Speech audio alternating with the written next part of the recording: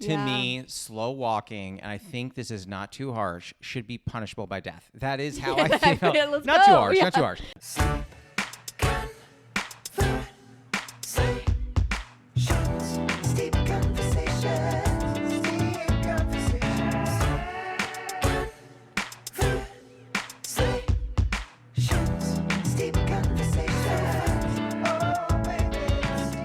In the realm of like the 50,000 different things that you do that are art related, was singing ever or I did musical theater. Are you serious? I wasn't very good, but I was like, I did it in high school and I love theater. I did musical theater. Nice. What were you in? Let's see. Freshman year was Hairspray. Sophomore You got to do year Hairspray? was Guys jealous. and Dolls.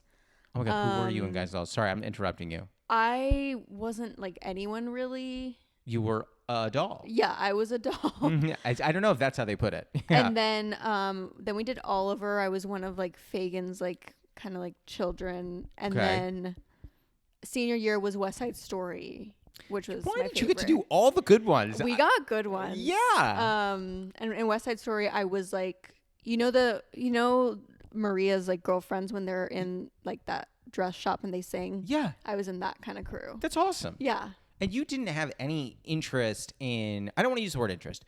You didn't end up pursuing anything musical theater related because that's a heavy slate of good. I didn't. So that was high school. And then in college, I was like sort of interested. But again, I was never like, I was good at acting. I just was never the best singer and like okay at dancing. So in college, I was like, I'll do something theatrical. So I tried out for like everything that was like in the arts kind of. I didn't know what I wanted. And then in college I ended up in a sketch comedy group that also did like musical stuff. Oh, okay. So we did like songs, dances. It was mostly comedy focused, which like was what I was better at, like just like comedy acting. And so it was perfect. That's amazing. Yeah. Okay, wait. Before we keep going, I do need to introduce the tea for those who are Okay. sleeping at home. All right, so the tea that we are drinking for those sleeping at home is Bird and Blend's Mint Chocolate Rooibos. It is, I'm so excited. Cheers to you. Cheers. It's a little hot, so blow on it because I don't want you to burn yourself. I'm in. I like it. That's great. I like it a lot. It's kind of a gentle mint. It's I not like a know. crazy strong. I mean, I love strong mint too, but it's kind of subtle. I like it. I don't know if you're getting the cocoa shells in there. If you're not, I think when it cools down, Not you yet, might. but I think I will. I mean, listen, Bird and Blend, you may need to step up your cocoa shell game. Yeah, more, please. I don't know. But I want to go back. Okay, wait. So I know you did that stuff in college. If memory serves, you are an East Coaster from earlier conversations. Yes. East Coast, DC. Grew up in DC, Yeah. went to school in Philly, and then moved to LA after college. Okay. Can we talk DC for a minute? Yeah, let's do it. I don't want to be... I'm going to have a very controversial take on DC. Okay. I have never sweat more Oh, yeah. in a place. I don't think in my life I went out with friends in a t-shirt, not a button down, in a t-shirt. And by the end of the night, legitimately, it was a different color because I had sweat through it. How do you do it? I think you get used to it a little bit. LA is the driest place ever. Also, where did you grow up? New York.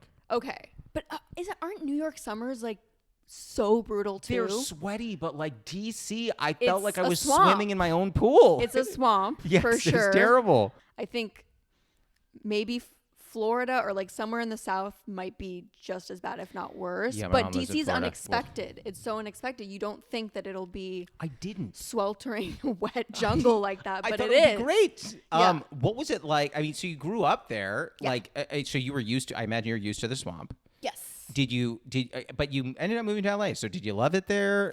I loved growing up in DC. I Okay. really did. Okay. It's kind of like the real DC is not the DC you think, like, Hit me with that. well, people think of DC as like a very just the political place where it's very white and kind of collared shirts, and people think Capitol Hill, of course. I'll admit that does cross my mind. Yeah. And what's funny is like that kind of whole world, a lot of them live in Maryland or Virginia and then commute in to do Capitol Hill stuff. It's a scam. Right. And so DC, at least for a long time, was called Chocolate City because it was such a African-American, wow. Okay. majority city. Yeah. Since then, like in the last 10 years, it's gotten like a lot more gentrified and more white. But even at least for me growing up, it was like extremely diverse. Yeah. Pretty working class. Yeah. It's such a small place. You can get from one end to the other really fast. And it feels like a real city. You don't feel like small town when you're there, but it feels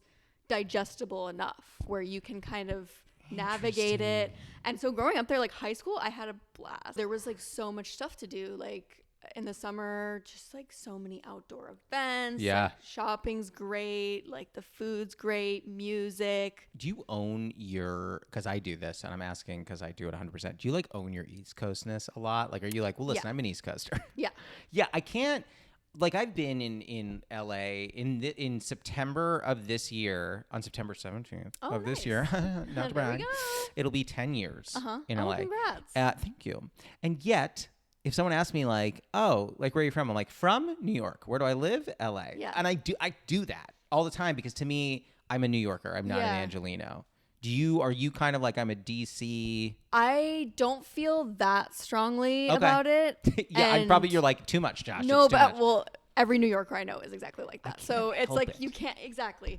But there's certain things that I will never fully embody about the West Coast. Like if you go buy coffee, usually the barista's like chatty, nice, at least in my neighborhood. Sure, like, I could see it. I could see it. And there's been so many times where I go crazy, where I'm like in line to buy something, either a coffee or like a store or whatever, and they're taking their time. I see. With the transaction, or even if they're not chatty and even if they're not very nice, no sense of urgency, no sense of rushing. Like they don't care that there's a line of 15 people like standing. You know what I'm saying? Oh yeah, that drives me nuts. Slow walking drives me nuts, but at least no one here really walks. You don't see it as much. I'll die on that hill. I swear to God, to me, slow walking, and I think this is not too harsh, should be punishable by death. That is how I feel. Not too harsh.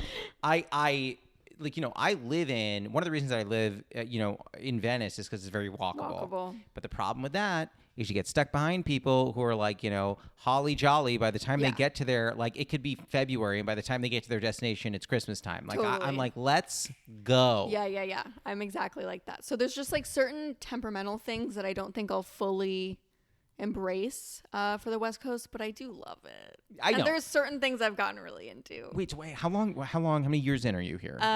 6. Oh, so you're OG here at this point. I feel good about it in general. Yeah, it's tough for me. Like I love living here. Yeah. Super stoked, big fan, and yet I identify as a New Yorker. Yeah. I think that actually this is a good question for you. Okay. Like in terms of identity, right? Mm-hmm. You from knowing you and from hearing you on stage, there is a very diverse diaspora in your background. Yeah. Where is that? How big of a part of you, not just in your stand-up, but you as a person? Like, how much does that factor into you and your identity? Yeah, I think in general it does. Like, obviously, I run Hilarious Habibis with Lynn. Shout out Lynn. Yeah. By the way, everyone go see Hilarious Habibis. Great show at the Hollywood Improv. Always a good time. And then I think it's kind of subconscious almost, but like my high school was really diverse, which I kind of took for granted. And then I talked to just like other people who like didn't have that experience, and like it was pretty homogenous. And a lot of times people who had that experience were like, I didn't have that much fun, or like, or at least I wish I had something else. And like, I look back so fondly on my high school experience. Like I really do. Did it go the same? I know you said you went to college in Philly. Same, I assume the same thing, same diversity? Not as diverse. In Philly? Well, in Philly, yeah, but the school itself wasn't as diverse. I have a guess as to where you went. I'm not going to say it, but I have a guess. Okay, let me say this one thing. The thing that bothered me the most about college was the wealth. I now and how know many exactly, rich people I had exactly to hang out with school. constantly. Yeah.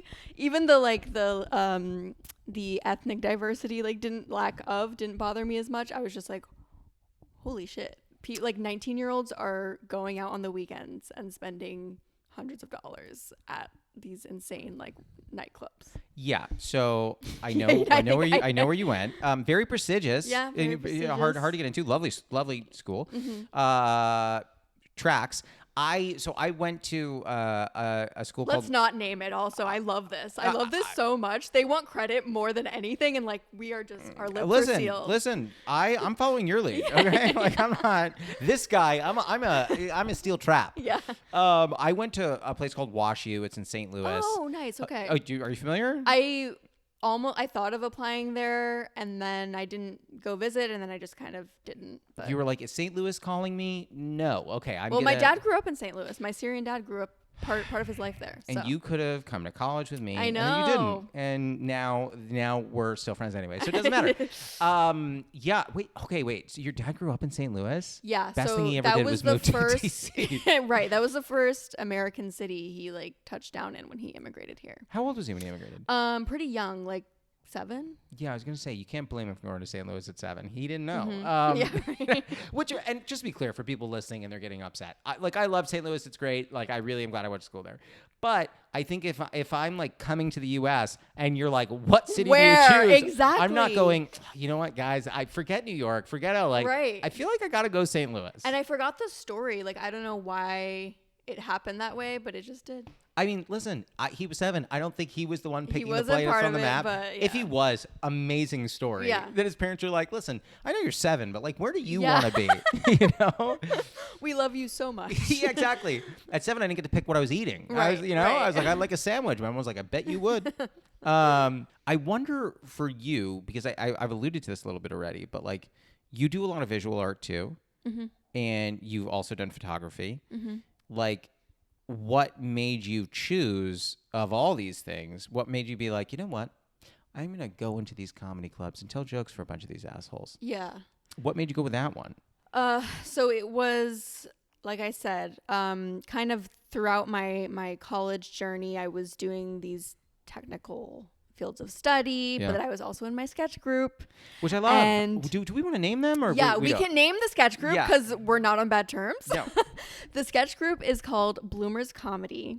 Bloomers. Okay, and it is fun. a all-female sketch group. Really? Yes. And we have some amazing notable alumni, including Vanessa Bayer from SNL, who frequently came back to our shows on campus. Super sweet. Love that. Yeah, amazing. My junior and senior year, this group was kind of putting together more like professional like resources for the group, and they had us like they put some people in touch with like LA TV writers and comedians, and had like people come to our organization to like talk to us about. So cool. Yeah, it was really nice. So after I like kind of learned basically my junior year that you could actually make a career off of this. I still haven't learned that, so that's good to know. You definitely can't really make a career off of sketch comedy. Everyone don't do that. Unless you're like one of 6 groups in history. Yeah, I think you're probably out of luck. That's a tough one, but it was less that. It was more kind of like, well, I was in this sketch group when I was 21, but then when I moved to New York, I did this. You joined SNL. Yeah. I was a TV writer, I was an actor, I was a director, I was a producer. So like I kind of knew I want to do something like that. And in the sketch group, I felt like I was a better writer than a performer even. Like I really enjoyed the writing part. Interesting. Yeah. Okay. So I've seen you on stage. I think you're a very good performer. Thank you. Many years in the in the trenches, exactly. Doing my favorite open mics. Right. Yeah.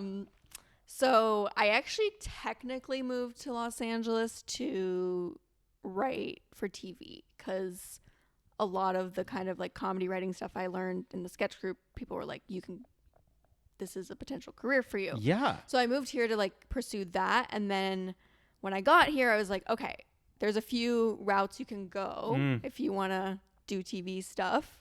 Okay. You can do improv, you can do stand-up, you can be an assistant, which was the one like route that I kind of swore off. I was just maybe I have too much pride, but I was just like, I'm not gonna work from 9 a.m. to 8 p.m. for $15 an hour and you get were the picking shit a kicked out of short me. day.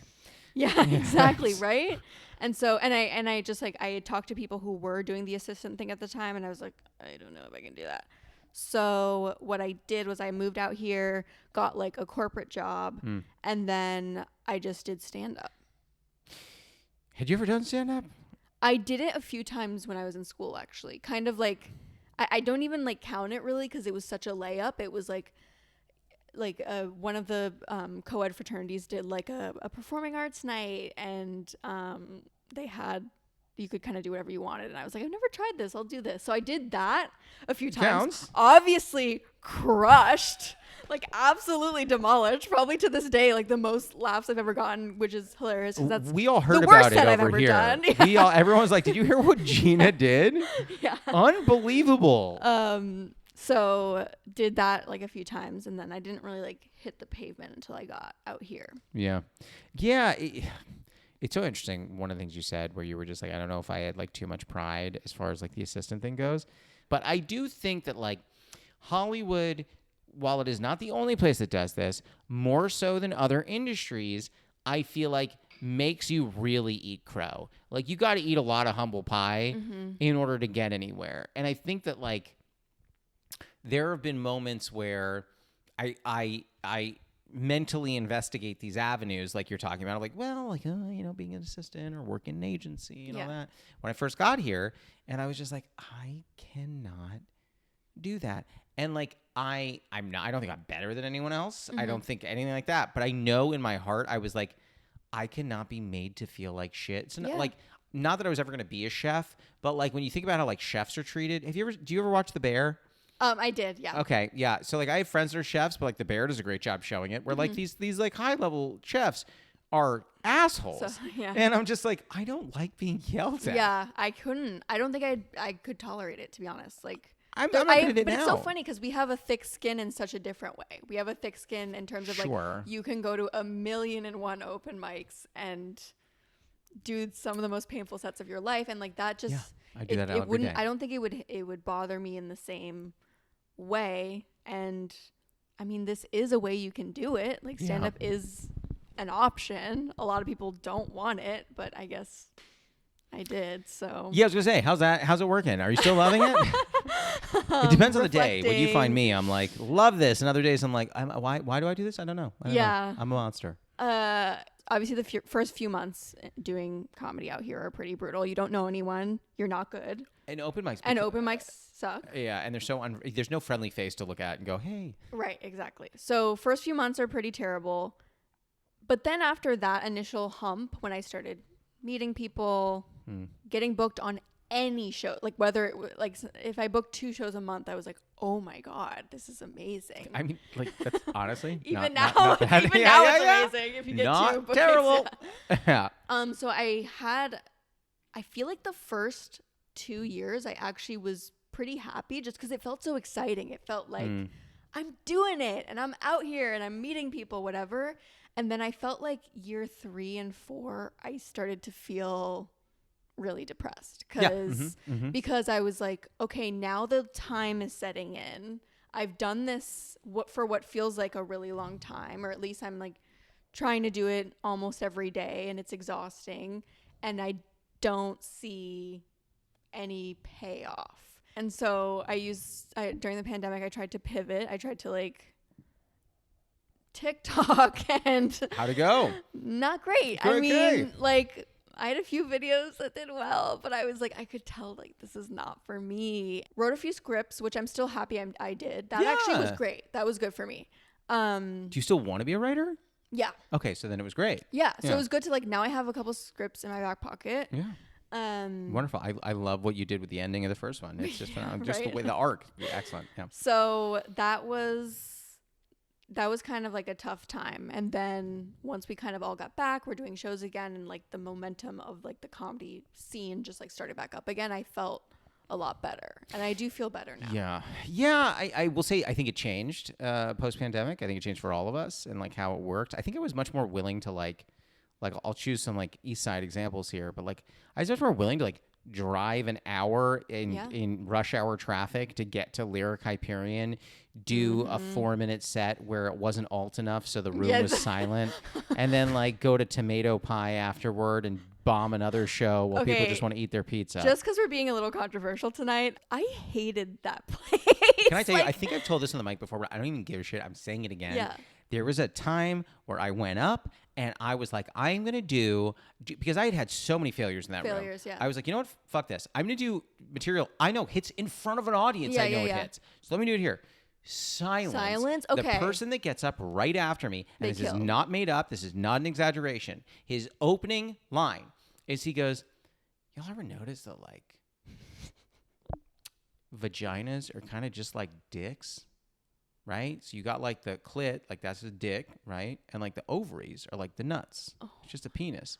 And I'm telling you, this room exploded. It was like Eddie Murphy's first special. That whole room was like lit up and I was like, over that? Yeah. Are you fucking I gave y'all gold. I've had so many moments like that at that mic. And then like, but doesn't it feel so good when after like, I don't know. When I stop going? You're like, I don't need to do this. Don't need it.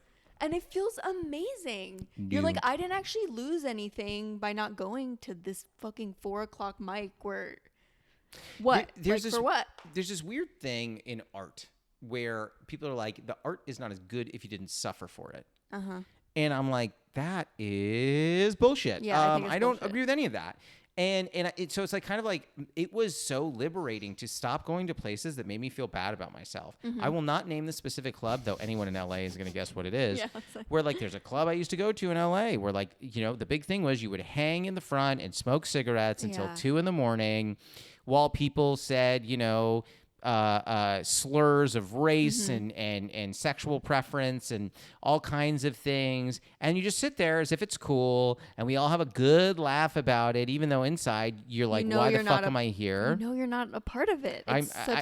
I don't subscribe to these ideas that, you know, people are using the F word, which is not fuck, it's the other one, and the R word, which is not rabbits or rainbows. And you're just like sitting there like, why like, I don't want to fucking be here. Yeah. And I remember there was a moment where I was like, I'm not going anymore. I'm not going anymore. So liberating. It was amazing. Changed my life. It's so great to say no. Like, it's so great to turn things down even. And well, I don't do any of that. Okay. Someone's like, oh, yeah, can you do this set in the back of a barn? I'm like, well, yeah. It is funny. Comedy is this equalizer where, like, I'm not saying anyone's better than anyone else, but like, I don't want to make you blush, but like, you went to a great university. You are very well educated. You're a very smart individual. You're very talented at a lot of things.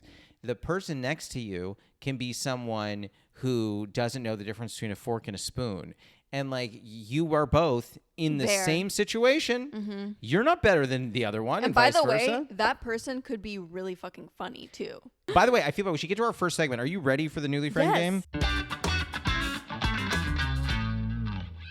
The first segment is called the Newly Friend game. It's like the Newlywed game, but with friends. I am going to ask you a question. You're going to write your answer down. Don't say it out loud. Okay. And then I'm going to write what I think it could be. And then we're going to flip our boards and see if we got it right. Okay. Let's not say flash it because I'm not taking any clothes off for anyone who's just listening. That's for next episode. I was going to say, we got to wait. Once we know each other better, I'll show a little skin. All nerds. Now, there was a little bit of research done ahead of time on you. A hint of research. And it appears that you have a habit, which I share, which is you do a lot of eating and drinking in your car and in your bed. That is what the research showed. Is that correct? That's correct. Okay. So given that, we need to do some research for these segments. We can't just come in with nothing. Given that, my question for you, and again, write your answer down. Don't say it out loud. We're going to stick with the car because I think we're going to get some weirder items. Okay. What is the weirdest thing you have eaten in the car, preferably while driving, but if it's super weird not while driving, we'll take it. One, two, three. Flip. Rita's Gelati. Do you know what I'm talking about, though? I mainly did this because you live on the west side. Do I know? Well, I know Rita's. You know like Rita's. The famous Rita's. Yes. Okay. Yes. I brought this up because the only remaining Rita's ice cream place is on the west side. Wait, so talk to me. So you're eating the gelato. Are we talking like your spoon cupping? Well, to recap, and maybe people listening don't know, a Rita's Gelati is actually it's a 2-part ice cream item. The bottom is soft serve. The middle of it is shaved ice, like a flavored shaved ice of your choice. After this? Yeah, let's and go. then so good. And then they top it off with the soft serve again. I drove from the east side to the west side all the way to Rita's because I was craving Rita's. It doesn't happen very often. Wow. But I grew up with it. There was a Rita's kind of around the corner from my house in DC. I thought Rita's was very Philly. It is. Yeah. So that's the first place I had it. I don't get these deep cravings often, but I did just a few weeks ago, and I made a embarrassingly long drive after work to go get it. It's a very small store. Okay. I walk in, I order my thing, and it was the kind of situation where like there's one table in there. There's one table with like 2 chairs, and no one else is there. And I asked my boyfriend to go with me, and he wasn't willing to make the drive, and I was coming from work. So we're gonna have to talk about. We're gonna have to talk to him because, as they say on TikTok, if he could, he would. But I got this beautiful thing of ice cream, and I'm like, am I just gonna sit alone in this really sad tiny store where it's like 2 employees and me? Like, there's more employees than there are guests. Do I need to like eat this ice cream all by myself? So I ate it in the car. Well, but you're parked, not driving. Parked. Okay, listen. Yeah. I think we've all been there. I made the opposite choice of you recently at a poke place where I ate my poke. There were 3 employees and just me. And I got to tell you something. It is as awkward as it seems. It is. Yeah. It's terrible. I do think I've eaten poke in the car, though. Yeah, well, so I literally just did that right before Tonight on Ice. Oh. The Hollywood Improv. There we go. Sometimes you're on the go. Comics are on the go. It's not my know. fault. So here's what I wrote down. Well, I got it wrong. I wrote down cereal in a bowl with milk. That's a good guess. That is obviously more ballsy. That's very, ballsier than anything. Very. It's intense. Milk, but I know someone who used to do that. Not far off from something I would do. I know someone who used to do that regularly. And I was like, what the fuck? Where does the milk go after you're done? Like, he just slurps it out of the bowl. Wow. Which I get. Listen, some cereal leaves the milk great. Yeah. You know what I mean? Like, if you're having like Cocoa Krispies, like, get in the mix. Yeah. You know what I mean? Excellent stuff. That's nuts. But like the audacity. Yeah. To drive with a bowl full of milk? Also, get out of here. Again, like back to my ice cream situation, like once it's done, it's done. There's nothing else you need to, like, you still have like a bunch of milk in your car too. I find the whole thing odd, frankly. Yeah. All right, we're gonna do the same question for me. Okay. And so this is the problem. You're gonna be shooting in the dark a little bit. Okay. Okay. But just know I am an adventurous eater. Okay. And I take some risks. So what is the weirdest thing that I've eaten in the car? And I'll just tell you right now, I ate this somehow while driving. So I'm gonna tell you that. That's not gonna give you any hints because it's weird. 1, 2, 3, flip. Oh, I love soup dumplings. I love soup. It's a great cast. Yeah. I had one of those to go like metal things of pasta with a bunch of sauce and shrimp in it, and ate it while I was driving. Yeah. And now, do I recommend that? No. And for any listeners stay safe, at home, guys. don't do this. Don't do it. It's not worth it. That's solid. I think I've done that one too. Pasta, yeah. The worst part about that, I have zero regrets about it. Zero regrets. Were you on your way to something? Were you in a rush? I was I had 2 sets that night and I was really, really hungry and I was running late. And if I didn't eat, I wasn't going to eat until 10. And I understand how old I sound, but like I don't want to eat dinner at 10 p.m. No, and it's so tough. Like people they don't really, like, my mom judges me all the time for the food in the car thing. And it's like, I am out at peak dinner times. Yeah. And you're on the go. Let me tell you something. If you're ever eating crazy shit at dinner and your mom judges you call the pod, okay? And we'll tell you, like, you're fine here. Do a big defense. Yeah. It's the one difference that you and I have, and I'm going to like draw a distinction here. Yeah. And there's no judgment. No judgment.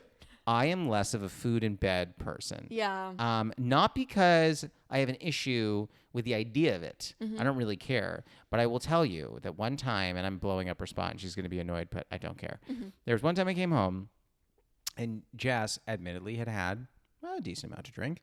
Okay. I walk into her eating chicken nuggets and French fries in bed, and instead of eating them out of the cases that are made to hold them, she had like dumped them onto the bed and was like eating them. No, okay. She was drunk. She was drunk. Yeah. But I'm also just like, honey, now I'm gonna be in like nugget sheets. Yeah. Also, you have a big, nice apartment. Like, there's a lot of places to eat here. The one thing I say to defend myself about the food in bed thing is I live in a studio apartment. My bed is my couch. Do you ever eat sitting here? I only eat sitting here. Okay. You do have a table, though, which I do not have. Yeah, coffee table. Yeah. But that's my situation. You eat in front of the TV. My bed is in front of the TV. My bed's also the couch. That's where I'm coming from. Well, okay. So you mentioned you have a boyfriend. Mm-hmm. If you're like, hey, like come over, let's order in or something. Yeah. Are you both just eating on the bed? No. He judges me.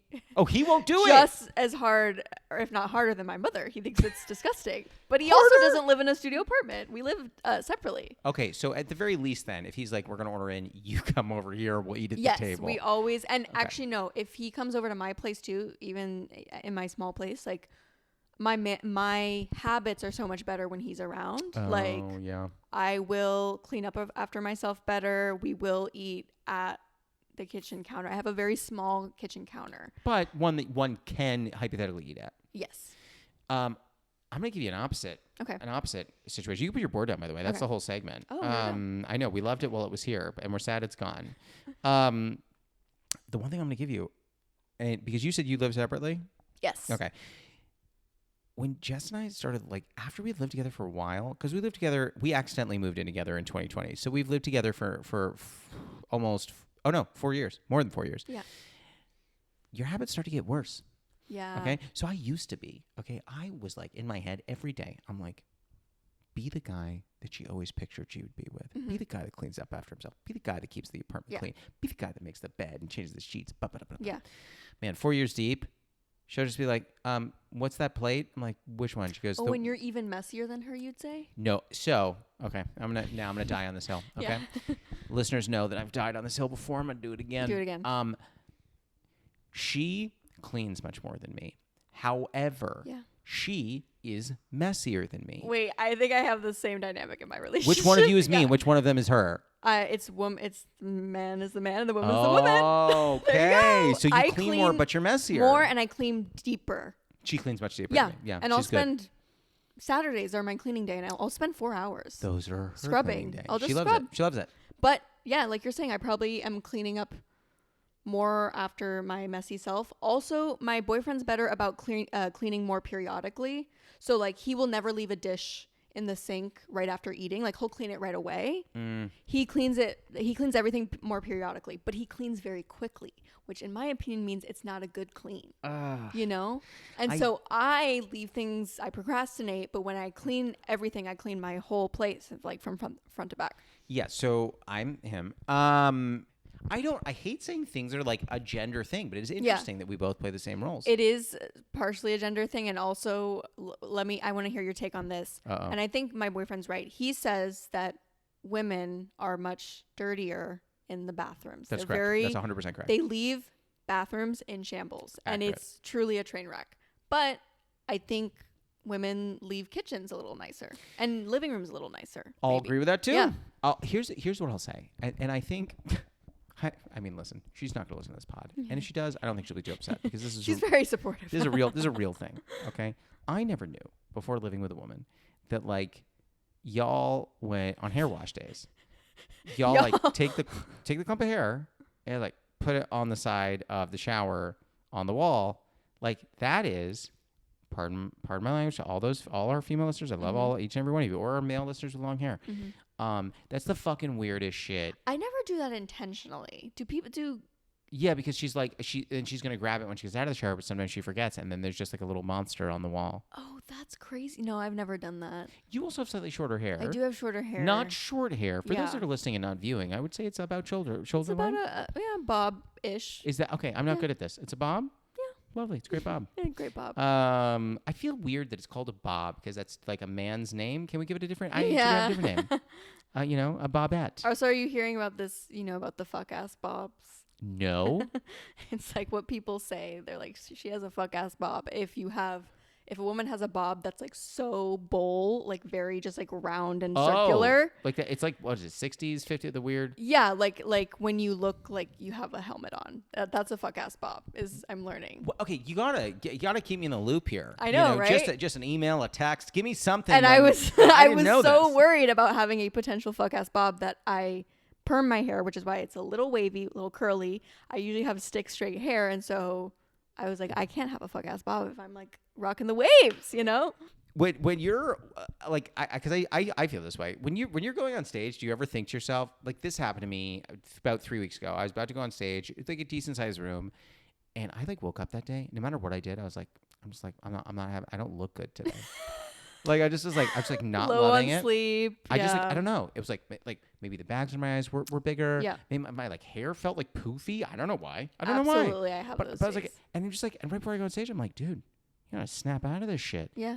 You're not on America's Next Top Model. But I definitely had moments where I was like in the set A and little I like self-conscious. dude, I did this in the set. Like for those listening, I like started like futzing with my like finding ways to kind of like futz with my hair, like just because I was like, is it so poofy that like maybe it's standing? Is it standing? Oh my gosh. I was like so deep in my head about it. Yeah. Do you ever get that? Yeah, I do. And even when I'm not like consciously thinking of that, I do find myself just kind of as a tick, as like a performance tick, like just kind of like hair behind the ears, smoothing it out a little So bit. jealous But of also women. sometimes it's like you got to do something with your hands. Well, yeah, because you could do the weird thing where you hold the mic like this, which I think we all do sometimes. But like it is a thing where it's You're like, like, okay, am I not giving them enough? you And know. when I talk to like regularly, I'm not like the most expressive person with my body. So Yeah, I'm too expressive. Yeah, the relationship I'm in right now that's is the theater kid in you. yeah, By 100%. The first time this relationship I'm in right now is the first time someone ever told me that I need to do a little less because she knows every single thought I'm having on my face. And I was like, Wait, oh. Morin's like that too. My boyfriend, like His name is Morn. Morin. And he Love, drives great me name. nuts because we'll watch movies together sitting side by side. Sure. And I'm not looking at him. I'm looking at the movie. He's me. And I can feel his face moving next to me, like out of my periphery. I can see him going.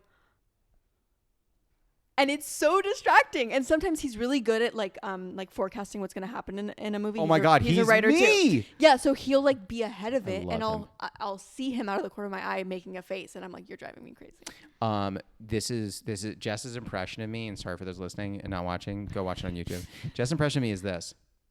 Yep, that's Warren. Yep, he does exactly that.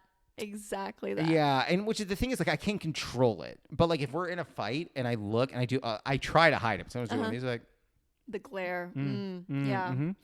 I'll like do something with my eye, and she'll be like, "Let me finish," and I'm like, I didn't say anything. I do glares too, but a lot of times it's actually not because I'm upset or judgy or whatever. Like sometimes I'm just really tired, and my eyes kind of like are doing this thing, and I'm like, and people are like, "Why are you?" Are you mad at me? Do you hate me? Do you hate me? Yeah. Do you hate me? Yeah, the favorite phrase we have in this house is "Why do you hate me?" So like, for example, if this literally happened the other day, I was like, she goes, "You want to go get ice cream?" I said, "Hell yeah, we go," and she doesn't order anything, which by the way, should be a war crime.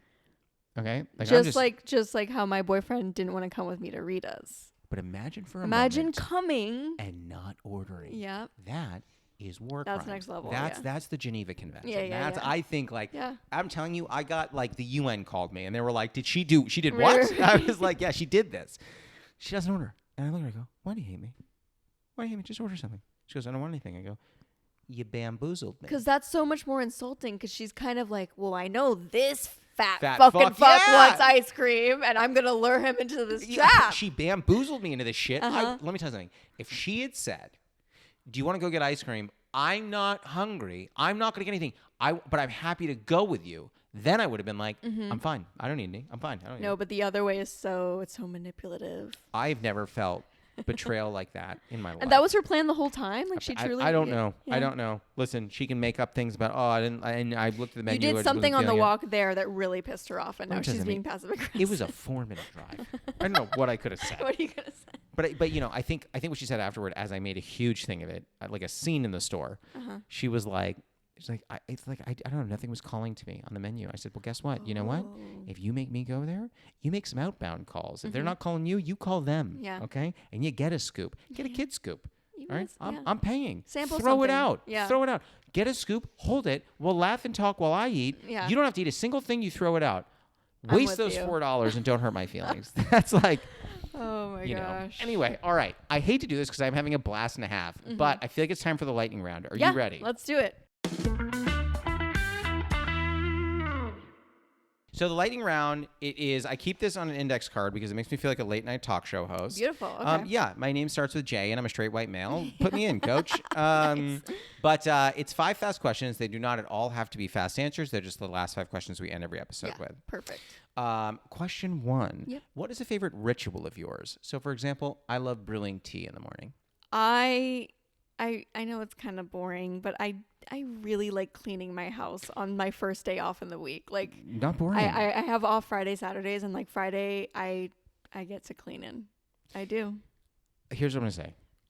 I don't understand it. I think a lot of our listeners probably do. Mm-hmm. But I don't understand that. Like, your feet are up. If someone's like, you have a day off, what are you going to do? Literally, I could name no less than 150 things before I'd say cleaning. Yeah. Interesting. Yeah. I'll do things I don't even want to do before cleaning. Yeah. You know, I'll be like, I'll go, I'll walk someone else's dog. Right. I just don't want to clean.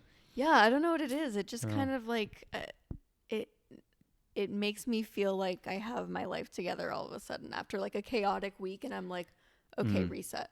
That makes sense because so I never feel that way that I have my life together. So I think we're fine. You're a lost cause. Yeah, no, 100%. Question 2: what is a running bit you have with a friend or partner that makes you laugh? More and my boyfriend because we don't live together. By the way, love that name. Our running bit is that I have a very hard time leaving his house at night because we live separately, and I always go to his house after work because it's closer to my job. Okay, reasonable. And so we both like to be up very late, but he likes to not be up as late as I am. It really bothers him that I always drag out our time together. Because you don't want to, because you love him. I know, but as long as possible to the point where it is super annoying because he will fully have like a doctor's appointment the next morning or anything.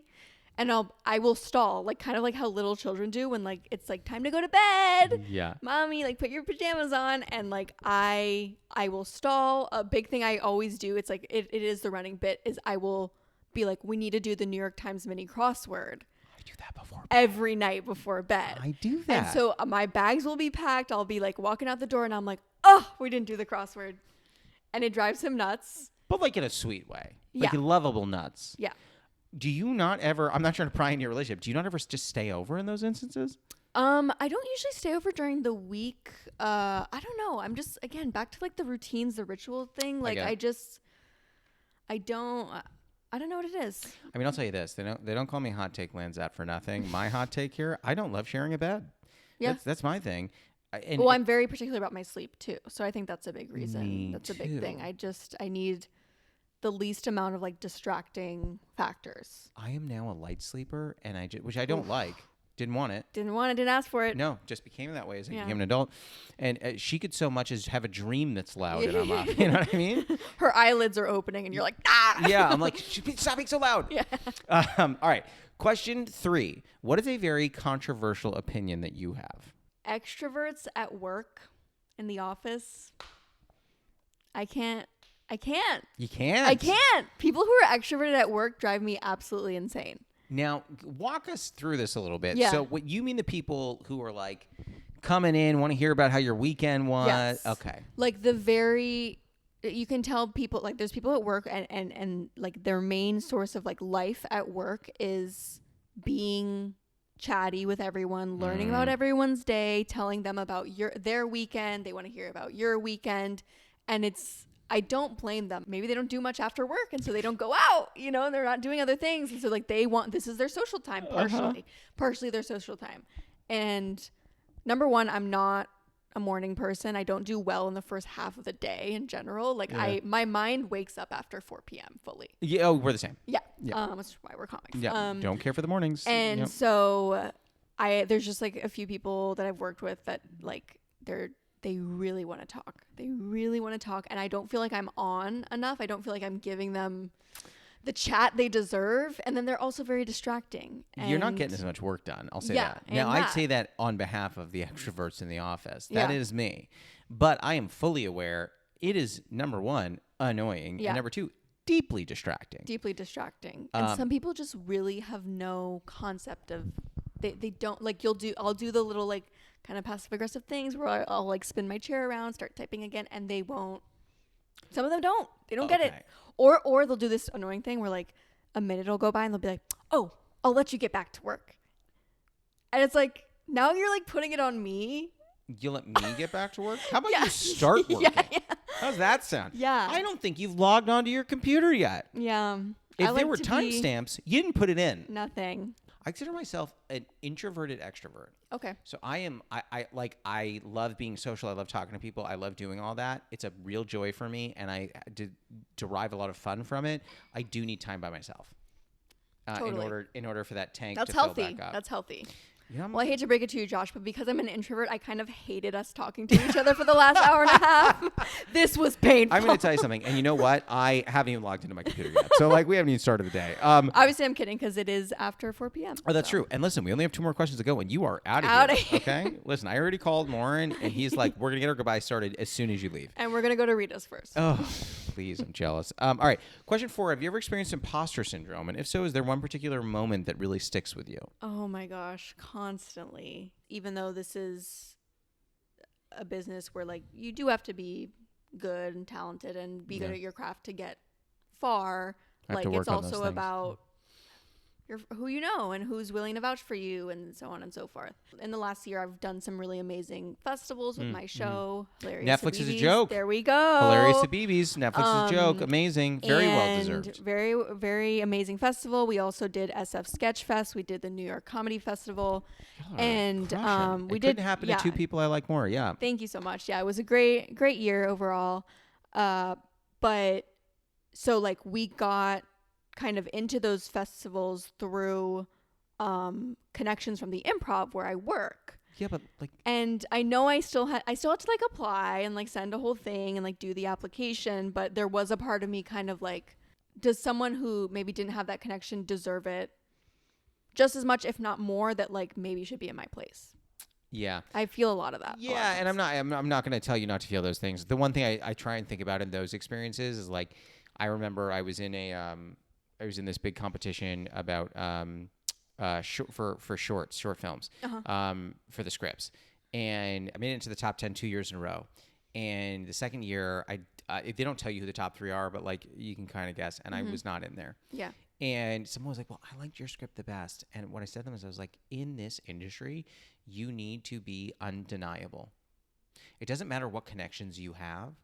You need to be undeniable. And for the people where you're like, well, maybe they deserve the spot over me, but then they weren't undeniable either. So like, that's kind of like what I tried to remind myself. Yeah. And that's not at all me giving you guidance, because I feel all these things too. But I remember that I had to remind myself of that, because I was just like, okay, like I wasn't, my script wasn't undeniable. It was deniable. And in fact, it got denied. So good times.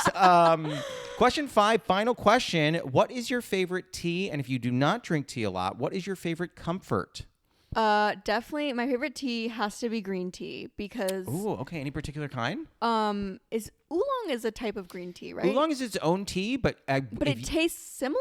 There are some that taste similar. Okay. If you had said oolong, we could have had an oolong party today. I love oolong. Oh, I love oolong. There's also, I don't know if this is a subcategory of oolong, but jasmine, is it oolong jasmine?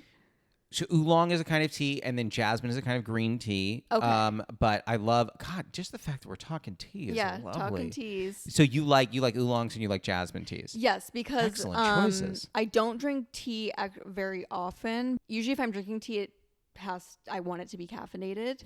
Sure. Not at 9 p.m. like right now. Yeah. But I feel like black teas are a little too much for me. Listen, I think you picked excellent teas. I love both of those. Well, that's the podcast. How do you feel? That's the pod. I feel great. Awesome. You're welcome back anytime. For y'all who haven't gone, if you live in LA, go see Hilarious Habibis. It is so amazing. And go check out Gena's artwork, which like I brought up a couple times. Really, really impressive. Okay, this is crazy, because I'm like, when you said you did research, I was like, I wonder what he's done. But you went to my website and you visited a page of mine that I didn't even know anyone had touched in years. We're gonna wrap this up. Gena, thank you. You're welcome back anytime. Perfect timing. Thank you so much. I had a blast. That was Gena B. Jones. You can find her on Instagram and TikTok at Juicy Gena. This episode was produced by Jude Crowner. It was edited by Martin Alvarez. Our theme song and additional music are by Oliver Hymack. Our cover art was done by Neil Fraser with photography by Matt Mazisco. Social media by Dia Villegas. Please write a review and rate our podcast on Apple Podcasts and wherever else you can. You can send any questions, comments, newly friend game suggestions, or tea suggestions to steepcombos@gmail.com or tweet us at steepconvos. I'm Josh Lanzette, and you can follow me on Instagram, TikTok, Twitter, YouTube, and Facebook at Josh Lanzette. We'll be back next week, so until then, happy steeping. Because it's so funny when people tell me about their high school experience, they're always like, I had nothing to do. So like the activity was like we'd go to the mall, and then we got sick of like, sorry, are you feeling triggered? attacked? I'm feeling attacked. Shut it down. Yeah, okay, we're done. Yeah.